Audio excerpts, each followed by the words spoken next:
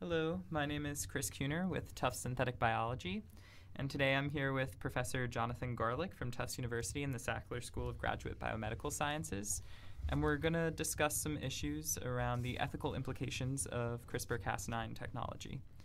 So good afternoon, Professor Garlick. How are you today? Great, Chris. Great to be here. Thanks for the invitation. Oh, it's a pleasure. Can you please give a brief overview about your research, especially anything specifically related to Cas9? Sure, I'd be happy to do that. So my research is at the interface of stem cells, tissue engineering, and human therapy. In that regard, we use stem cells as a source of cells that we can help create tissues that have the structure, the organization, and function of tissues in our body, and we create these on the shelf in the laboratory through a process that we call tissue engineering. So what we do in our lab is we take these stem cells and we put them into a context, what we call a microenvironment, that more closely mimics our tissues in our body, and say to these cells when we put them in, if we give you the environment that closely simulates your organization of your tissues and organs in your body, can these cells then develop in ways that will mimic their in vivo counterparts, that mimic the actual tissues themselves in our body? And when we do that, and we can do that successfully, and I do that, for example, I create human skin in the laboratory from its component parts. If we do that, we have the opportunity to develop a model for that disease or a model for that tissue that we can create and study. So what I do specifically is try to create disease models for chronic conditions associated with diabetes and conditions that are associated with diseases that are found in skin. So the two diseases that I focus on specifically, for which I will tell you how we apply Cas9, are non-healing diabetic wounds, and the second is a condition called scleroderma, which is a condition in which skin and many other organs become thick and non-functional. So specifically, how we use Cas9 for helping non-healing chronic diabetic wounds, or as we call them, diabetic ulcers, to heal, we take cells directly from these wounds, we grow them in the lab, and do what I just said. Then we put them into complex microenvironments to create what we call three-dimensional tissues that mimic the complexity of our own tissues. And we study the function of those cells taken from a chronic wound in those complex tissue-like environments. And then we ask a question. If we can model the response of these cells taken from these diabetic wounds in these complex tissues, and if we can discern why these wounds are not healing, the goal is to use Cas9 to manipulate those cells that are not healing to somehow target a gene or a set of genes, a set of proteins that can shift these cells from non-healing cells to healing competent cells, and then put those cells back into the patient and jumpstart the wound healing processes in ways that can transform the field of wound repair, because many of these patients, if they're not treated effectively, their chronic wounds become gangrenous, they require amputations, and not only the quality of life, but their life in general deteriorates rapidly. So the goal of using CRISPR is to target our stem cells found in our three-dimensional tissues as an experimental model, and then to figure out which are the most important therapeutic targets to reverse non-healing wounds into healing wounds, and then to use Cas9 to either knock out the bad genes that are preventing wound healing or to augment, activate, or replace genes that need to be expressed in order for us to activate wound healing. That sounds really incredible, Dr. Garlick. Your research is just really great in having an application for CRISPR-Cas9 that affects human disease and eliminating some of these diseases and possibly creating cures for some of these patients to improve their quality of life. That's just amazing. But for the everyday person who's not super involved in the scientific community, such as politicians or the average American citizen and voters? What do you think they need to know in order to make, more informed decisions concerning the use of Cas9? So I think that's a really important question and a very timely question, because now is the moment. Now is the time. And what I think the public, politicians should be informed of is that there is a need for ongoing dialogue, and there's a need for ongoing forum and conversation. And what I mean by that is that there is a window of opportunity within the international community to strive to establish norms that will define what are acceptable uses of gene editing, and to bring together and almost to harmonize some of these regulations in order to discourage some of the unacceptable activities and to advance the activities using Cas9 that can improve human health and welfare. So I think the first thing the public needs to know and that politicians need to know is that this debate is going on right now and they can be participants in that debate. The second thing they need to know is what is the scope of the issues that need to be discussed, because then you will understand who the different stakeholders need to be in this conversation. So there are 5 important categories that we need to be discussing that are all related to CRISPR-Cas9. And the first is we need to be talking about the basic research. We need more information about how safe and efficacious treatments are going to be based on more scientific information. So the first issue is what are the scientific questions that we need to think about, that we need to support, that we need to give legitimacy to before we can make any decisions about the appropriate use of this technology. The second is we need to have an open conversation about some of the clinical applications, because there are applications that could involve non-reproductive cells that may be tremendously beneficial, and there are other applications that might involve reproductive cells or human embryos that need to be considered very differently. So I think we need an open conversation, and people should be aware that there are a spectrum of clinical applications that need to be discussed. The third is the question of what is an appropriate way for the public to engage in this dialogue. There are many forums. The National Academy of Sciences held a forum last December that was open to the public, where there were representatives there from disease advocacy groups. There were patients that came. There were people that cared greatly about the potential of leveraging CRISPR-Cas9 for human therapy. How do we engage? That's a third area. A fourth area, and I think this is, of course, really important to politicians and voters, is how do we think about governance? And what is going to be the importance of regulatory governance and meaningful engagement around human genome editing? And I think it should be clear that we need to think about how much should policymakers constrain scientific inquiry based on divergent moral convictions. That is right at the interface of policy and public interest, and that's going to be a very important point that both politicians, voters need to think about. And finally, I think the other thing that people need to think about in order to make informed decisions, there's a fifth issue which I think is really critical, and that is how is the conversation about CRISPR-Cas gene editing going to impact the world of clinical reproduction? And if we think about the clinical reproductive purposes as an entity and as an enterprise which has boomed in the last few decades, that's a separate conversation that we need to think about. And as you would imagine, Chris, there are many societal, ethical, moral, legal, political conversations that need to happen, because issues surrounding people's choices around human reproduction have become extremely polarized. And this conversation about what the broader impact of clinical reproductive purposes of CRISPR-Cas9 needs to be brought into that dialogue. Mm-hmm. That's a really great point you bring up, Dr. Garlick. And do you feel that as a member of the scientific community, you were responsible for some way to promote this discussion with the public? And how do you think members of the scientific community can sort of bridge this divide between science and the public view of science to bring the public in a more informed perspective?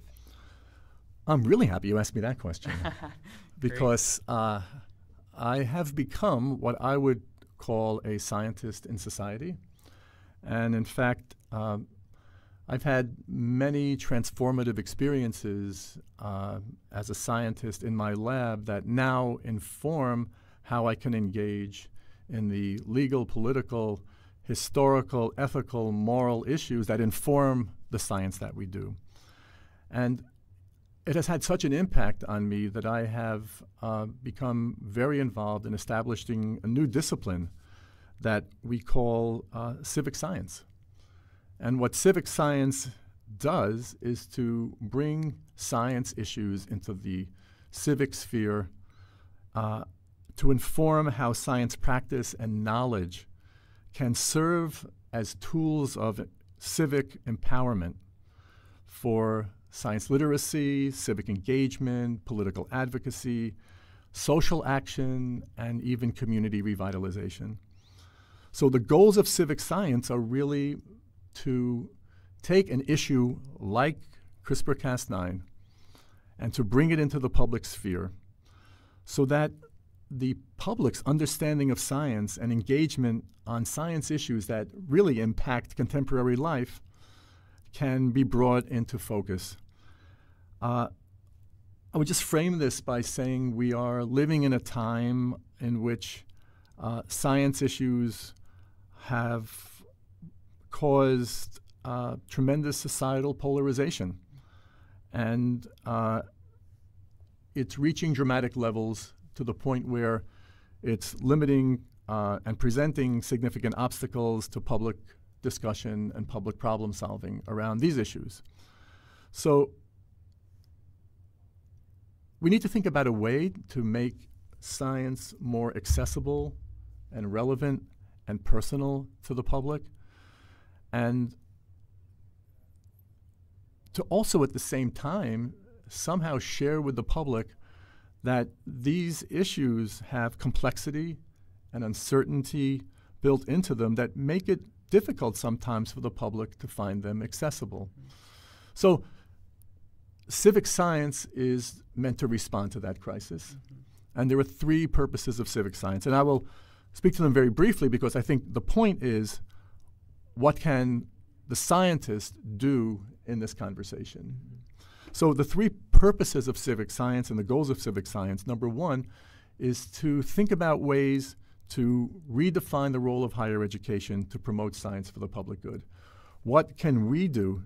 What can colleges, universities, health professional schools do to cultivate core capacities that are going to turn science-based information into actionable civic knowledge? The universities may play a role in that. We feel it's important. The second component, and something that I've just mentioned, is how can we redefine the role of the scientist in society? There are a range of roles that scientists could choose to play depending on the context and the choices and the values that are presented by a science issue. But one role of a scientist is to be a facilitator of dialogue across divergent points of view on these polarizing science issues to increase an understanding of the science information and to be able to enable all sides of the conversation, no matter what their point of view is, to understand and deepen an understanding of the science itself. I feel that scientists should not be persuaders or convincers. Our job is to be in a position where we can explain the science to the best of our ability and let the public decide for themselves, based on their own values, beliefs, and opinions, what their action should be on those issues. These are very personal issues. And the final point that I think we need to consider in thinking about ways that the scientific community can promote a discussion about CRISPR-Cas9 is to build a conversation that's going to be inclusive, that's going to be respectful, that's going to be civil, that's going to allow for an exchange of ideas that connects science to daily choices and daily decisions that we make in our lives in a way that will inspire curiosity and inspire empathy for all positions and allow individuals to share their perspectives and lived experience so that they can become fully engaged and full participants in the choices that need to be made. So the bottom line is scientists need to see themselves as partners with the public in both sharing information and creating environments for honest, deep, thoughtful dialogue about these science issues that impact our lives. That's really inspiring, Dr. Garlick. I really liked your definition of civic science and how important it is to be on both the border of ethics and science in your research. Getting back to more of the scientific applications of Cas9, to my understanding, this technology isn't quite perfected yet, and that currently there are some off-target cutting effects associated with this technology. So what do you feel these effects of off-target cutting could have on Cas9? And if these off-target effects were eliminated, would Cas9 be more ethically acceptable to use therapeutically? Right, so I think first, and you raise a really important point because, as I said at the beginning, we do need a lot more science information and science understanding so we can move ahead in a way that we can be confident that we will not cause harm and that this will be safe. So I think the first question is not so much an ethical question. The first question is really a safety question. Mm-hmm. And that safety question is certainly connected to ethics because if we're going to be doing harm, then it raises even more ethical questions than some of the broader issues about modifying egg, sperm, and embryos. I think the real question is, even if we use this for non-reproductive cells, will it be safe? Mm-hmm. That's the immediate scientific conversation. So the first issue is, as I mentioned, scientists need to be able to effectively communicate to the public. So I would just clarify for the audience of listeners, just to make sure that they are literate on this point of what off-target effects are. And these are, I guess you could think of them as unintended genetic alterations that were the result of trying to do the intended genetic modification. Now, as many of you are aware, there's a specificity that's built into Cas9 cutting, and that specificity has to do with the ability to prepare I guess you could think of it as an arrow that will find its target in the genome very, very specifically. And it has to base pair to a particular sequence that we are hoping to target. So if it targets an area of the genome that is not the intended genomic sequence, that, in other words, the intended matching genome sequence that we're trying to target, it could, in theory, cut an area of the genome that is unintended. So that is what off-target effects are. So the real scientific question is, we first have to figure out what's the extent of these off-target events, meaning how common are they? And another scientific question is, how would you know how common they are? What do we have to do to ensure that we are indeed identifying all of these unintended genomic modifications? So in response to the first question, what is the extent of these changes?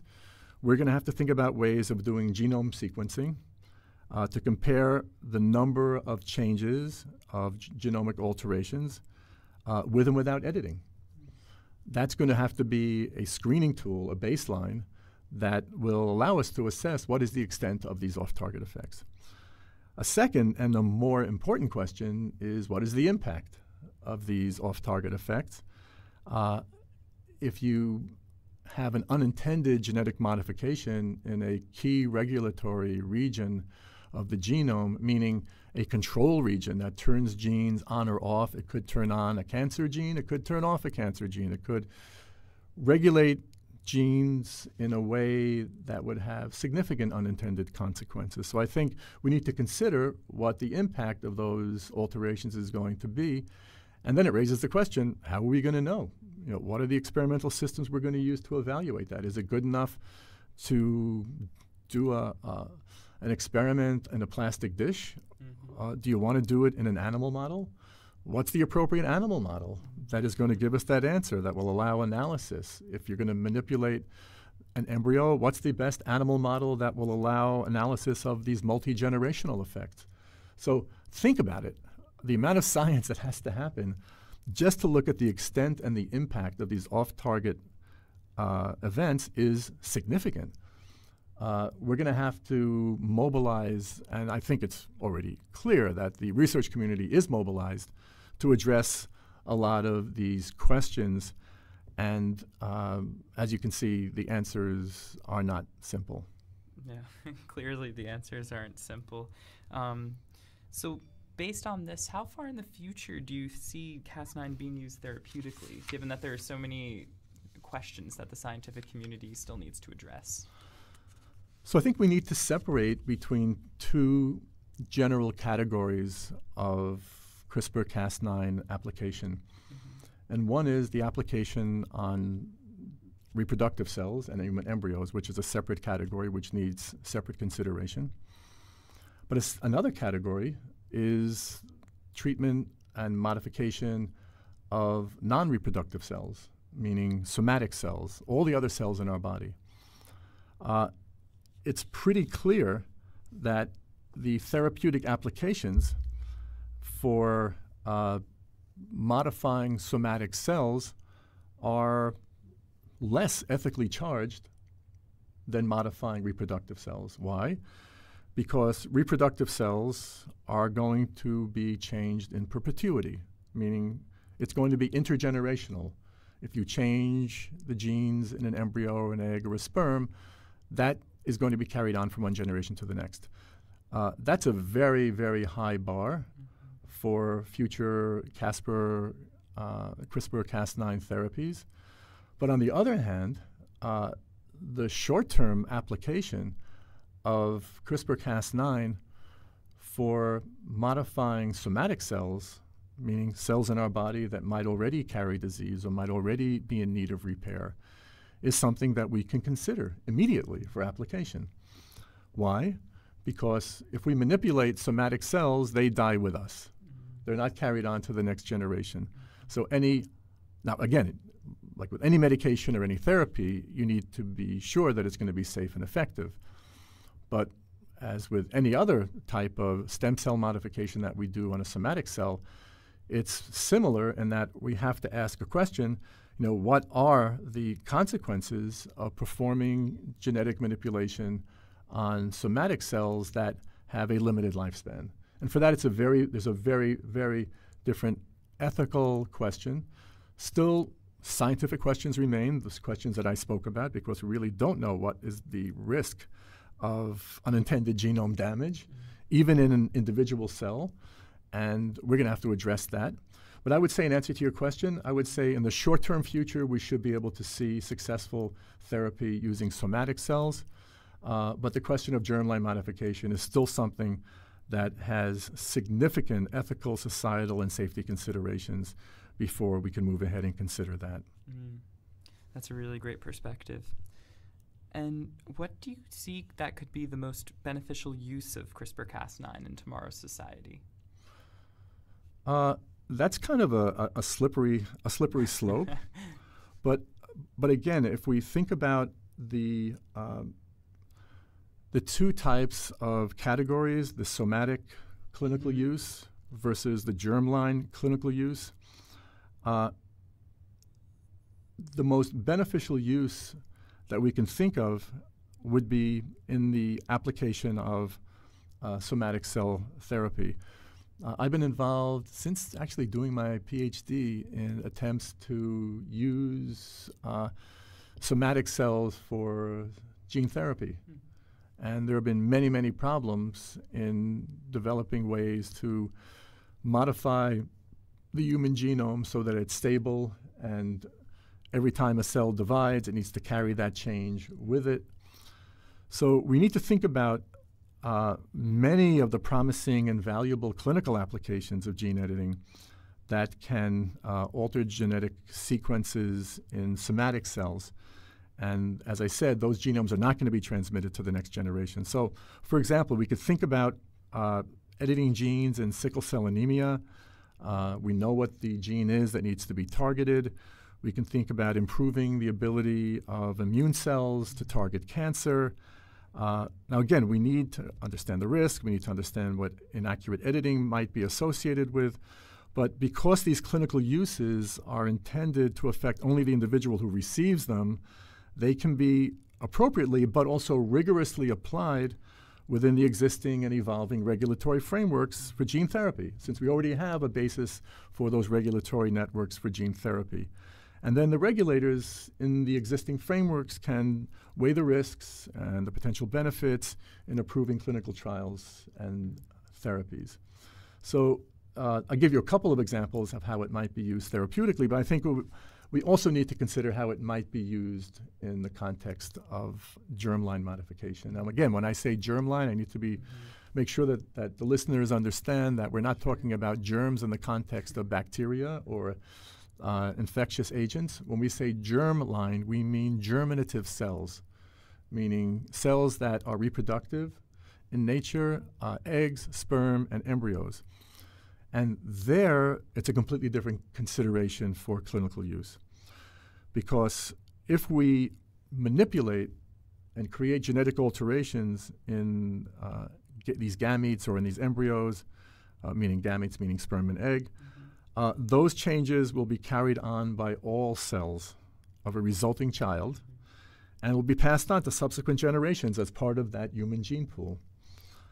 So I think I should just stop for a moment. Let's just take 10 seconds for the audience just to reflect on that for a moment of reflection.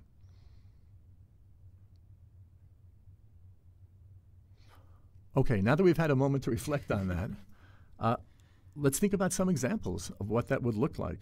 And then I would say let the audience decide for themselves as part of this civic conversation about the use of CRISPR-Cas9 for germline modification.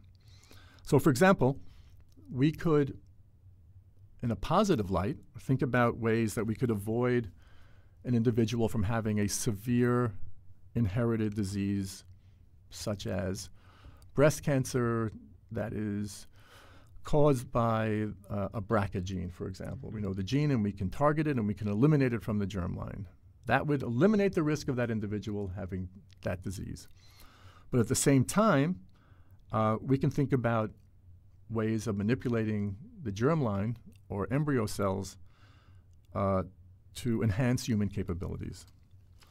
So what would that involve? Well, you could think about ways to modify genes that could perhaps enhance mitochondrial performance, meaning this energetic capacity of a cell to enhance human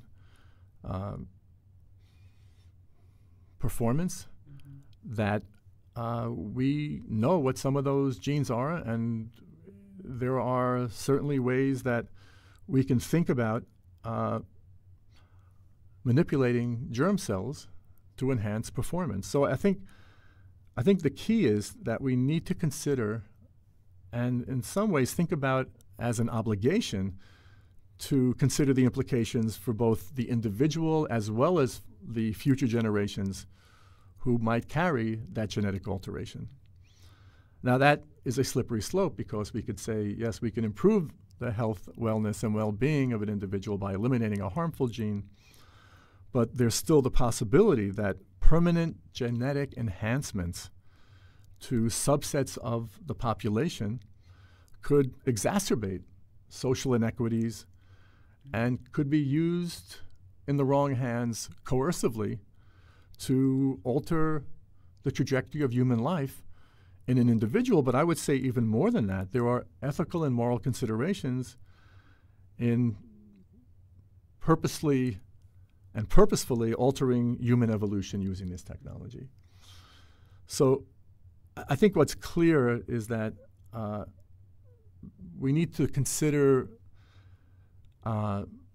deeply that it would be in some ways irresponsible to proceed with any clinical use for germline editing unless and until there are relevant safety and efficacy issues that have been resolved.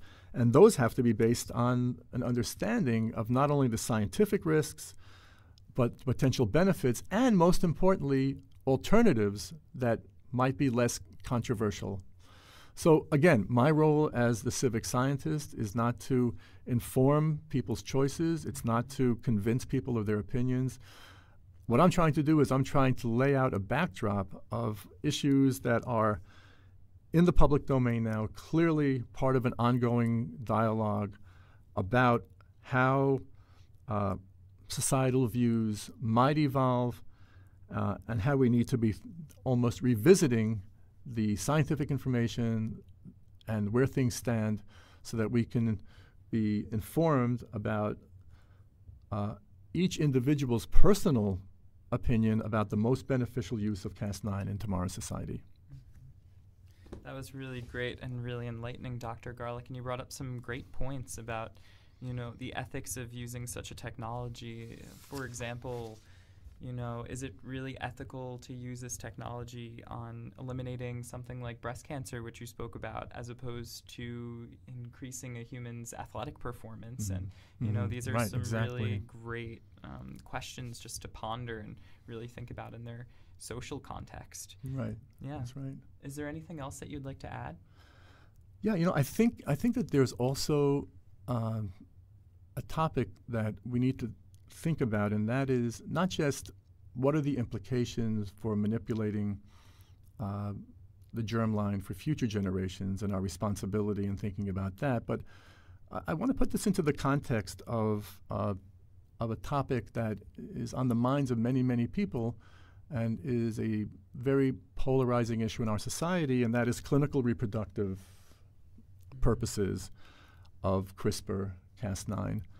And I think it's really important to focus on this because, you know, there are some practicalities that would need to be addressed. And I like mentioning this because I think what it does is it takes something that is very nebulous and futuristic. We're going to enhance human performance and create a superhuman.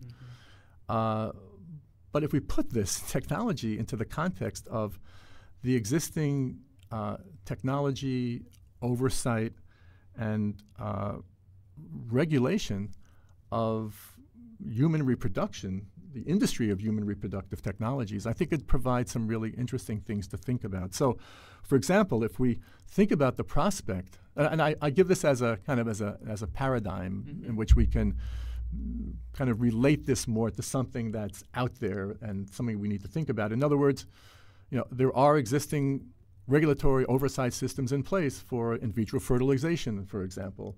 There are jurisdictions. There are ways of doing this so that it meets ethical constraints, religious barriers. So there's a lot to consider. So let's put this prospect of human genome editing into the context of clinical reproductive purposes. So, for example, you know, think about what would be the jurisdiction for medical licensing and governmental oversight if you had a modified genome coming in an in vitro fertilization clinic that would then be implanted in a surrogate or into a mother. Like, how would you monitor that? What would be the way that you would apply that level of this new level of oversight into that existing oversight? Other things are, how would we think about concerns about justice and equity to understand how these applications would be prioritized, and what would those review criteria be? In other words, would we give precedence to genetic manipulation if we found somebody had a harmful gene? Would they be given the same priority as somebody that would want to pay more, say, for human enhancement and had the means to do that? You know, what is the equity going to be? Where's the justice when it comes to this? And then we need to think about, you know, what are the interventions? If we say we can do this with germline, you know, what are the interventions that are going to be permitted? You know, can we say, okay, we'll just limit this to correcting serious disease-causing mutations through introducing disease-causing changes, but we're not going to do an enhancement, even if it might help improve somebody's risk for avoiding a disease. So you could think, for example, of what we know about the way muscle physiology is controlled. You know, people have degenerative and deteriorative conditions over time. If you could manipulate something in the human genome that would prevent aging, for example, but that also might be a similar gene that could regulate enhancement, who's going to decide whether that genetic manipulation, which might promote longevity, quality of life, prevent neurodegenerative conditions, prevent muscular degenerative conditions, who's going to decide where to draw that line? So, what's permitted and what's not permitted, what's considered enhancement, what's not considered an enhancement, I think is really important. And then also, how are we going to take information about off-target effects that we could potentially have? I mean, are we going to have to screen every embryo? Are we going to have to identify what those standards are for a kind of a preclinical data before you actually do the implantation? Are we going to have to screen embryos and determine whether or not there are off-target effects that could be harmful? Because, the principle in medicine is, first of all, do no harm. So who's going to be doing that, and how much is that going to cost, and how are we going to bring that into the conversation? And finally, we haven't even considered, how about the health and well-being of the developing fetus? Are we going to create medical issues that are going to need specialized care to somehow manage off-target effects, treat off-target effects in a developing fetus? And what about the pregnancy outcome? Is that going to be altered in some way? Are we going to be placing the pregnant mother at risk as a result of these modifications? So I just named a whole bunch of issues that are going to require a lot of thought and a lot of consideration. And I think that really speaks to how we as citizens, and I'll take off my scientist hat for a moment, how we as citizens approach these conversations. The complexity of science is daunting. And I just spoke about several outcomes that are also going to be very complex and very daunting. And I think that there's a real risk here for alienating people, not only from the ethical conversation, but alienating people from the social justice equation.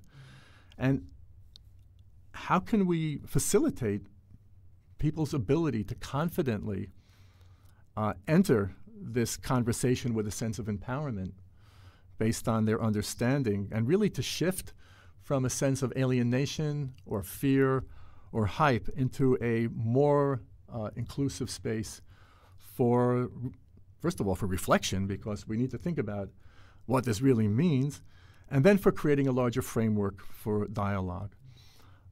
Civic science believes that we have the tools and the human capacities to engage in an inclusive conversation that can, I would say, provide science information and an understanding of the science process in a non-biased way that can help facilitate an understanding of all sides of the science issues, in other words, communicating what we know.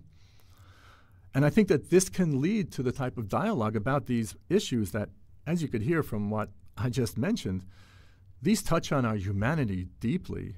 And we need to find ways that we can ask each other, all participants in this conversation, questions of curiosity, so that we can still feel curious and still feel hopeful and share a lived experience that informs why we care about these issues and how we're going to frame the choices that we're going to make around them.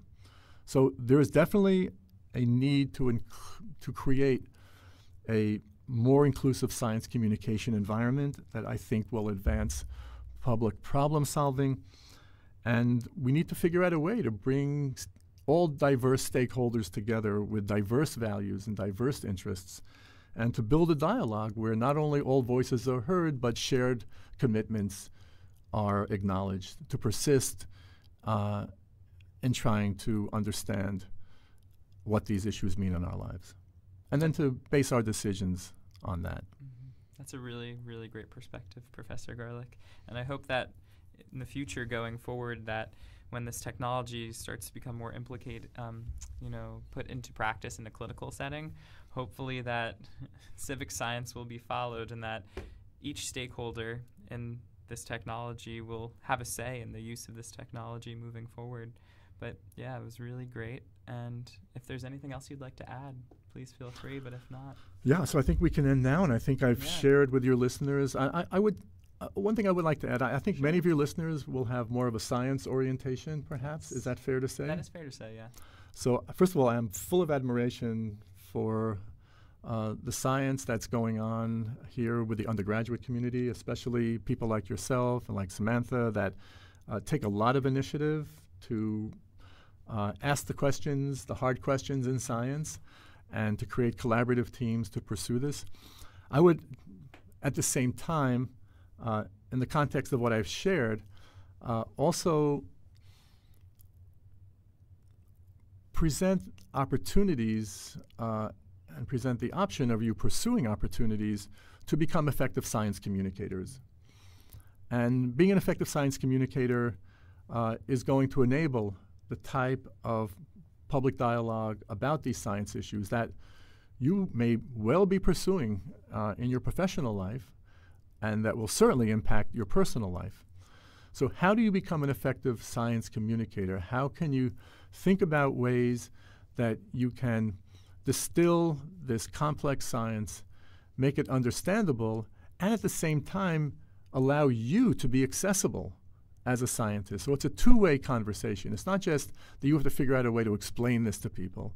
You have to figure out a way to be a partner with the public, to be accessible so that you can be the point person and figure out a way to share scientific information as a community member, as somebody who themselves think about in the context of having a presence in the civic and in the public sphere.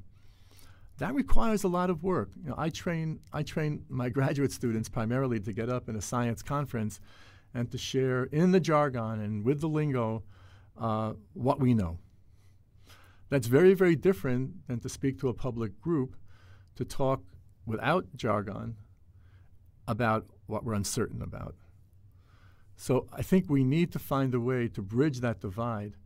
And I will be offering over the next 6 months some opportunities for all science students, undergraduate science students specifically, to learn science communication skills, to learn how to engage an audience, to be receptive and open to dialogue, and even to become facilitators of public dialogue on science issues. So I hope to be rolling that out over the course of the next few months, so I'll put in a little plug for that now. We're going to be doing some science communication workshops that will actually involve not just learning how to say it and distill it, but actually learning some very cool theater techniques which will allow you to engage your audience. You know, when the actor gets up on stage, what they do so effectively is, number one, they tell a story, but secondly, they are so finely tuned to the audience, they are so receptive to that feedback from the audience, and they do respond to what the audience is telling them.